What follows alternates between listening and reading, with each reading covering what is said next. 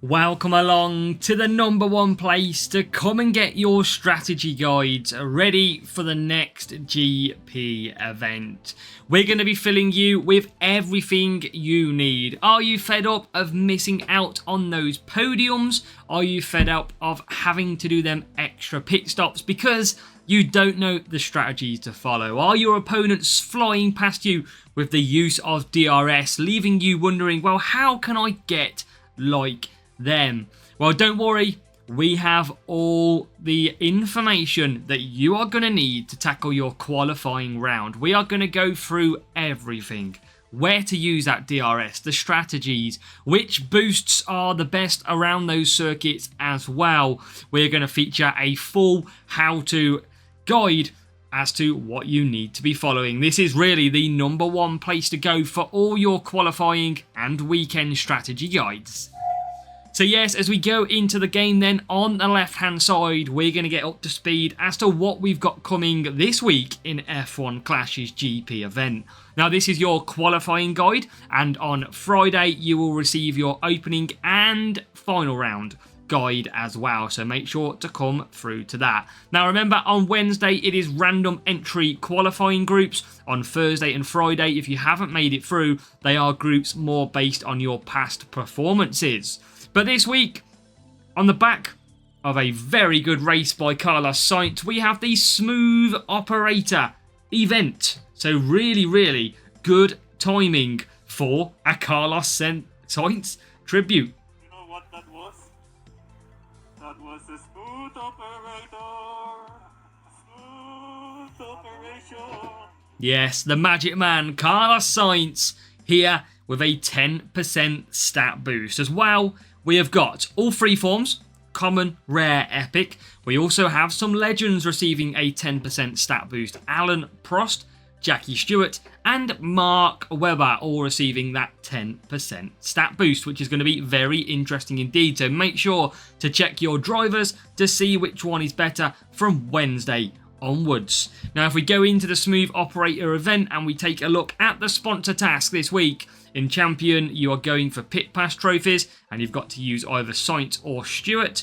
In Contender, it is Rare Sainz, Challenger, Common Sainz, and Junior, it is Slick Shift. So all level 1s or above, it seems. A couple of level 2s in there for Challenger, but everything else is level 1 above, and you only have to use one. But I wouldn't recommend going for these sponsor tasks because they are not worth the drop of race points, so make sure that you focus on your race points first.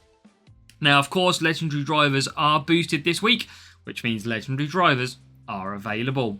The circuits then we have got coming up in qualifying for the Smooth Operator event are Silverstone in the dry.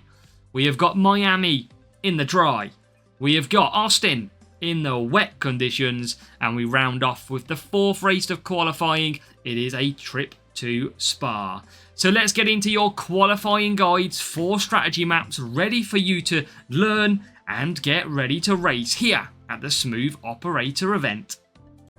Silverstone in the dry. Tyre management drivers are required at Silverstone, so make sure to select them. We have a speed circuit now, so speed setup required. Speed parts for your car is going to make you even faster. Now, it is also an 8-lap circuit this year, so we heavily feature the 2-stop strategy, as it's a pretty quick pit lane because you miss out that last corner section. So really, a 2-stop is not too bad at all. Champion probably going to be reaching out to that 4 medium as well. Now, the boosts at top of my head, Dead Fast, Eternal Flame, and Eagle are the 3 that include tyre management and speed. In the middle, 4 places to conserve the power unit in blue. We've got a couple of neutral yellow zones, and then red for attacking through the corners. Of course, if you've got DRS, 2 big straights to attack, this is where we recommend it, down the back straight and sort of the first straight. Wellington straight is one of them. So you want to be attacking down there. Wellington and Hangar straight, basically, are the 2 that you want to be going to if you can use one of them. And yeah, you want to make sure you're attacking with that DRS because you're going to get most speed and you can make 2 or 3 car overtakes easy around this circuit. So it's really good opportunity for DRS and really good opportunity for conserving when you don't have that DRS. Miami in the dry then. Defending drivers are required at Miami, so make sure to pick your highest stat of defending drivers. Your speed setup is required at this circuit as well, so pick those speed parts. Now it is 6 laps to come here at Miami. We have got one-stop strategies across the board. We have got a free hard, even free medium possible in the junior categories, all the way through to challenger and contender. We have got the champion strategies of a free soft in there as well. Now the boosts above my head, Rainbow, Tulip, Voice and Warrior, all feature defending and speed stat on their boosts. Rainbow and Voice I like to go to. Tulip very good as well because it helps with the pit time when it comes to double stacks. That's what you've got to be careful of. Now, the track map in the middle, 3 places to conserve power unit in blue. Obviously, if you're using DRS, use it down the first straight or the back straight. That is the best places to use DRS.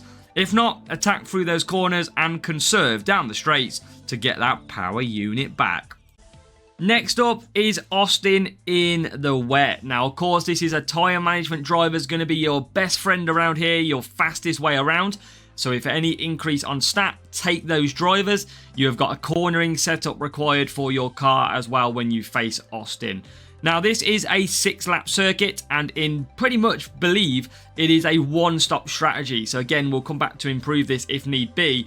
But we do believe it's a free wet across the whole front, and then maybe pushing out to a 4-2 in the higher series like Champion. We've got the tyre management there from what we do believe is a wet condition 4-lap stint, but we expect a lot of the AI to probably be pitting on lap number 3 as well.